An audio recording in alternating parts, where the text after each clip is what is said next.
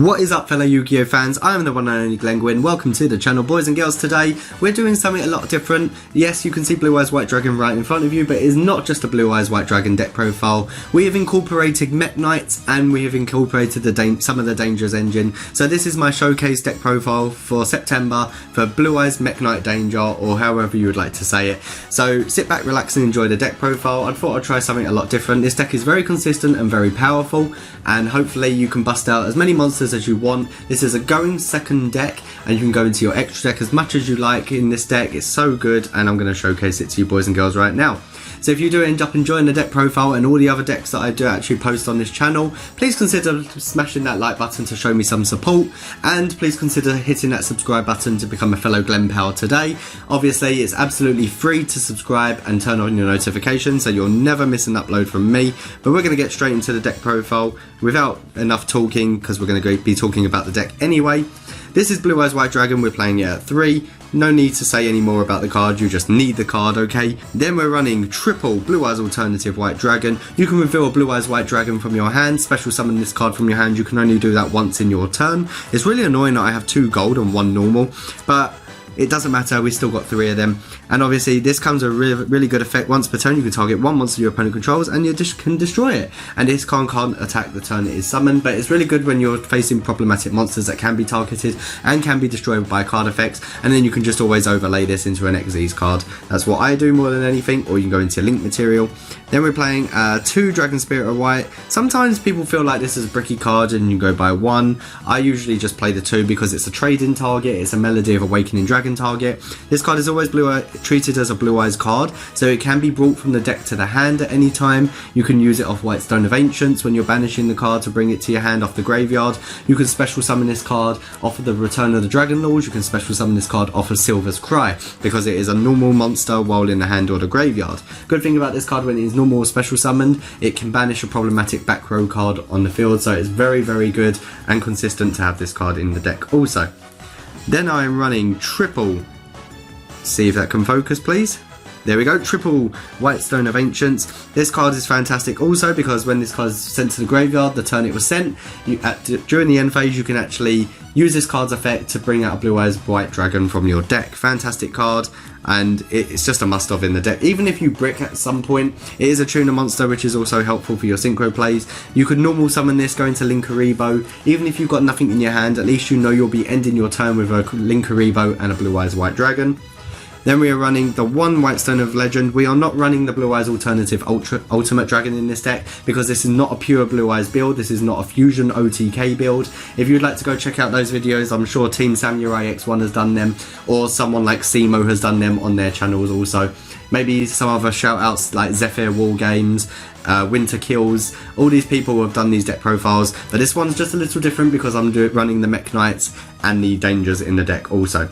Then we're running also for our tuners triple Sage with As a Blue, because when this card is normal summoned you can add 1 level 1 light tuner monster from your deck to your hand.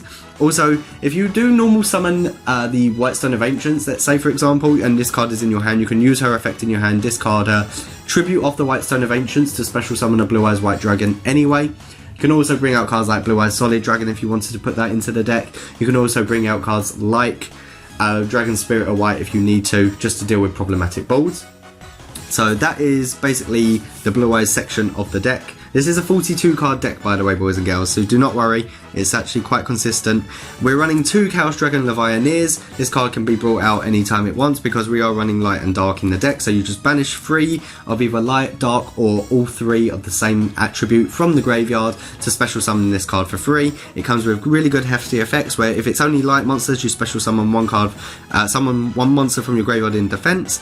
Only dark, shuffle 1 card from your opponent's hand into the deck. I love that it's non-targeting effects. And both light and dark destroy up to 2 cards on the field.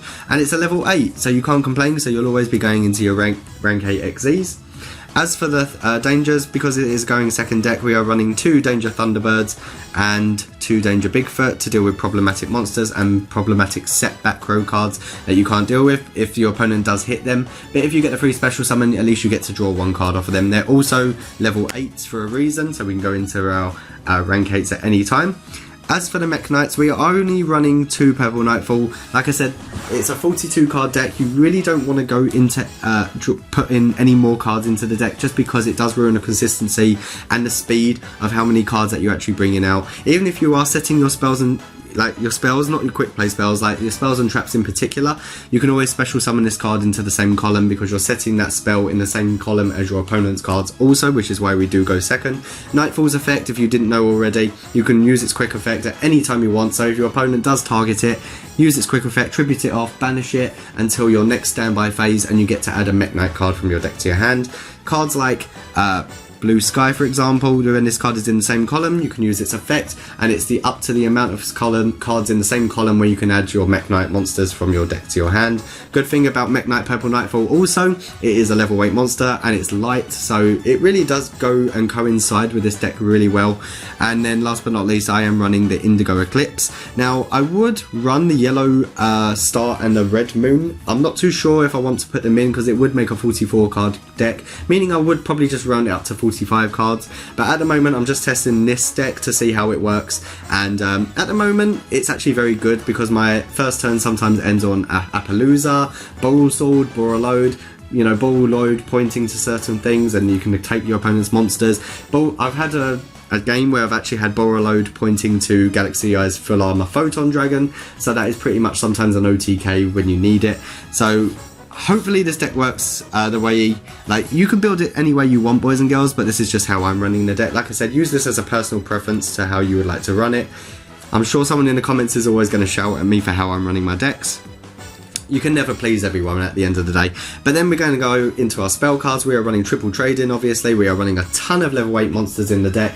You can use trade-in, you can discard your danger monsters. If they have been discarded off of trade-in, you can activate their effect because they were discarded to the graveyard. Fantastic card. Same with Melody of Awakening Dragon. You can discard 2 cards, add up to 2 dragons with 3000 more attack and 2500 or less defense, meaning you can bring Chaos Dragon Leviathan to your hand, you can bring your Blue Eyes Alternative Dragon to your hand, you can bring Blue Eyes White Dragon to your hand. Anything that you need at that moment, or with the cards that you need and the materials you need for your hand and your pieces and your combo, Melody will always bring you to that. Then we play the 1 Bingo Machine Go. I'm just testing this card out, it's really good, and your opponent, it kind of baits your opponent out, because sometimes they do have to Ash Blossom this. There isn't really a cheaper option for this card, especially because, like, if you go to Dark Magician deck, like Dark Magical Circle is almost the same thing. You add a Dark Magician card, almost, that's listed in its text. The same thing with Blue Eyes, but this card is like £30 in the UK right now. So if you don't have anything, I guess swap it out for like Solemn's or Solemn Strike, Solemn Judgment, something that you can use to just stop your opponent. I am owning only 2 Call by the Grave, so I guess you could replace it for a 3rd Call by the Grave. Call by the Grave, self-explanatory. You want to stop hand traps, mostly. Then we are running only 2 Return of the Dragon Lords, because I find myself bricking with this card a hell of a lot. Sometimes I'll just have it in the graveyard anyway, and I can just like banish it to, you know, protect my dragon monsters. We also run Silver's Cry for the Dragon Spirit of White and the Blue Eyes White Dragon. And we're also running a Monster Reborn. You can always replace the Monster Reborn for a 3rd Return of the Dragon Lords. It depends on how you would like to use it. But sometimes if you want to bring out something like a Mekk-Knight monster or a danger card, at least you have those options there also. So that is the spells.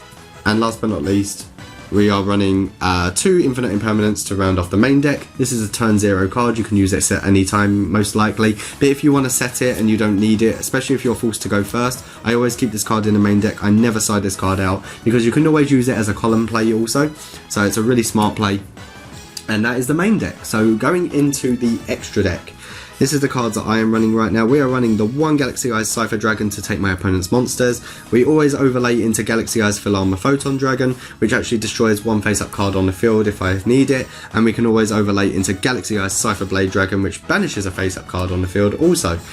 Also, we are running for our rank 8s 1 Hope Harbinger Dragon Titanic Galaxy to stop spell cards. I know cards like Sky Striker cards I find it very tough to get over that. I'm also testing number 97 Draglubion, because this is really good when you have a link monster and then it's pointing to this, because then you can just bring out any number XZ's monster with this card also.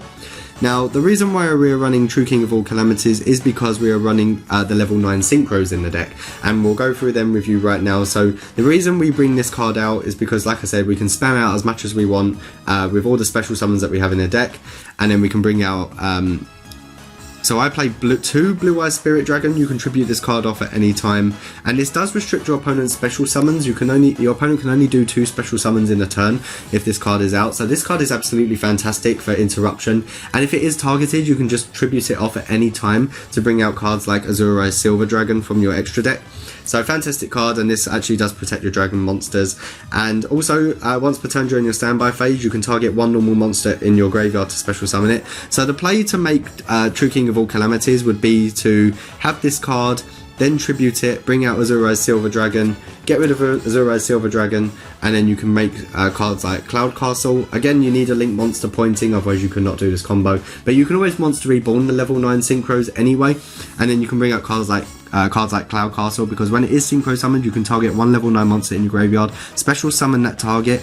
Level 8 or lower monsters cannot attack the turn they was normal special summoned, but because you'll have 2 level 9s on the field, doesn't matter which way you play it. You can have Blue Eyes Spirit Dragon, or you can have Azure Eyes Silver Dragon. You can always overlay into the True King of All Calamities, which is right there, because True King of All Calamities is a fantastic card, and once per turn during either player's turn, you can detach 1 material from this card and declare 1 attribute. This turn, all face-up monsters on the field become that attribute, and also monsters in their opponent's possession with the attribute cannot activate their effects or attack.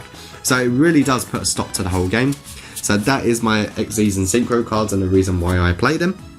The Linkuriboh is purely for basically just normal summoning your Stone of Ancients or any level 1 monster that you need, or special summoning them. I do recommend playing like 1 for 1 or something, but I actually haven't put that into my main deck. I kind of forgot to put 1 for 1 into the deck, because you can always, send 1 monster from your hand to the graveyard, and then you can just special summon 1 level 1 from your deck. So it does build the consistency even more, so I would recommend putting that in the deck anyway. So Linkuriboh just links away your Ancients or your Legends if you want to bring your Blue Eyes to your hand. Then we are running the 1 Blackluster Soldier of Chaos. This card actually gets over so much, especially because you're using a level 7 or higher monster as material for this card. So your opponent cannot target this card with card effects. Also, it cannot be destroyed by your opponent's card effects. Fantastic card, and if it does destroy a monster by battle, you gain either 1500 attack, you can banish 1 card on the field which is non-targeting, or he can make a second attack during the battle phase. And then again, more OTK cards, you can go into these at any time. 1 Borusul Dragon, 1 Borolo Dragon just to take your opponent's monsters, and I find myself going into Appaloosa more than anything. Appaloosa is actually a fantastic card. You can use 4 monsters that are on your side of the field for its link summon, and then you can negate 4 monster effects once per chain. So I really do feel like Appaloosa is fantastic, just with the attack and just being a link 4 and for OTK purposes. Then we go into our side deck. So this is more for, if you're forced to go first. It's like I said, it's more for going second, but it's not always nice to side this card in. I always put 2 Gamma-Seals in. Yes, it's really good, and it's like the irony behind it being level 8. It's really good with the deck. So if you give your opponent one of these, and then you can just bring out your own Gamma-Seal also. Very nice to have to overlay into your XZ's monsters, and then you go into Galaxy Eyes Cypher Dragon and take their Gamma-Seal back. Then we run Double Ash Blossom. I was thinking of actually putting this back in the main deck. Sometimes I really do need this card, but because we're playing so many cards in our deck, I'm not sure what to take out for it. Then I'm running the brand new card in the deck. We should actually be main deck in this. This is Dark Ruler No More. The reason why we're playing this is just to stop like combo boards, for example. Negate the effects of all face-up monsters your opponent currently controls until the end of this turn. Also, for the rest of the turn after this card resolved, your opponent takes no damage. Neither player can activate monster effects in response to this card activation. This card's absolutely broken. This is from the new Mega Tins. If you haven't already opened the Gold Sarcophagus Tins yet, I fully recommend that you get it. I was going to side in Nibiru, the Primal Being. I just don't have 3 of him right now, so I'm just making do with what I have. Problematic back row, stuff like Twin Twisters, stuff like Red Reboot. I really would like the Prismatic Red Reboots. so we'll probably get round to them at some point. And last but not least, to side in, we are running triple Solemn Judgment. So boys and girls, that is my deck profile. I really hope you boys and girls have enjoyed it and found it somewhat informative. Hopefully you can build a deck around this kind of idea that you would like to use on your future decks. So try it out in locals, have a bit of fun with it, see what you can do when you're deck testing and building up this deck. Let me know what you think in the comment section. Please subscribe, hit that notification bell so you never miss an upload from me either, and I'll see you all in the next episode. Glenguin is signing out. Have a good day everyone. Peace.